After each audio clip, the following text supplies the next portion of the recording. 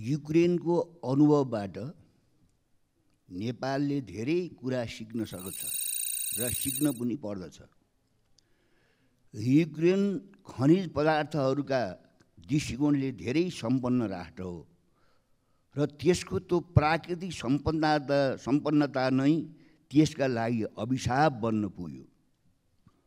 अफ्रिकाको पनि त्यही प्रकारको अनुभव हाम्रो अगाडि छ। अहिले ग्रिनल्यान्डमाथि कब्जा जमाउन अमेरिकाले जुन प्रयत्न गर्न थालेको छ त्यसका पछाडि पनि ग्रिनल्यान्डमा प्रचुर मात्रामा दुर्लभ प्राकृतिक सम्पदा हुनु नै भएको कुरा प्रष्ट भएको छ। नेपाल पनि प्राकृतिक दृष्टिकोणले धेरै सम्पन्न राष्ट्र हो। नदी, वनजङ्गल, पहाड र हिमालय समेतका दृष्टिकोणले नेपाल धेरै नै सम्पन्न छ।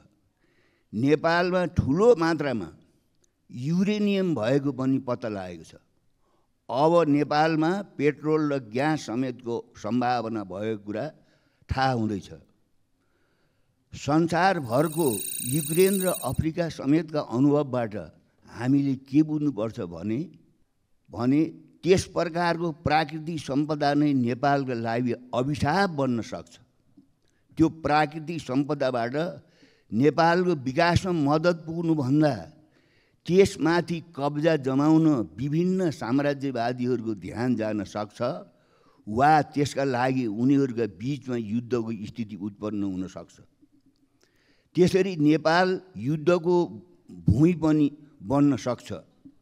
युक्रेनमा जेलेन्स्की जस्तै नेपालका विभिन्न साम्राज्यवाद परस्त राजनीतिक पार्टी वा तत्त्वहरूले साम्राज्यवादीहरू त्यस प्रकारका उद्देश्यहरू पुरा गर्न उनीहरूको सेवा गर्न पनि सक्छन्। यो सम्पूर्ण देश र नेपाली जनताको लागि गम्भीर चिन्ताको कुरा हो। भविष्यमा त्यसका दूरगामी परिणामहरू हुन सक्छन्। त्यसकारण त्यस प्रकारको सबै सम्भावनाका विरुद्ध नेपाली जनता उच्च प्रकारको राजनीतिक चेतना हुनुपर्दछ। त्यसका लागि दुईटा कुराहरू पनि हाम्रो विशेष ध्यान जानुपर्ने आवश्यक छ। प्रथम, आफ्ना क्षुद्र फाइदाहरूका लागि विभिन्न साम्राज्यवादी शक्तिहरूको सेवा गर्नुभन्दा त्यसका विरुद्ध स्पष्ट र सचेत सङ्घर्षको नीति। द्वितीय, आफ्ना क्षुद्र फाइदाहरूका लागि एक वा अर्को प्रकारले साम्राज्यवाद परस्त नीति अपनाउने राजनीतिक पार्टी वा एनजिओ आइएनजिओहरू पनि प्रति पनि स्पष्ट दृष्टिकोण।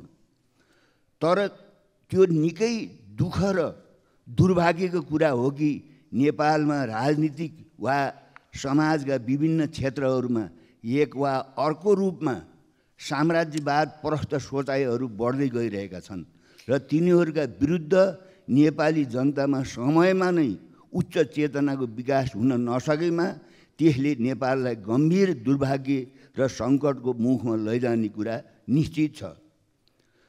तर हामीहरूले आशा र विश्वास गर्नुपर्छ र उच्च प्रकारको सतर्कतापूर्वक देशलाई त्यस प्रकारको कुनै पनि दुर्घटनामा लैजाने प्रयत्नका विरुद्ध दृढतापूर्वक सङ्घर्ष गरिरहनुपर्छ।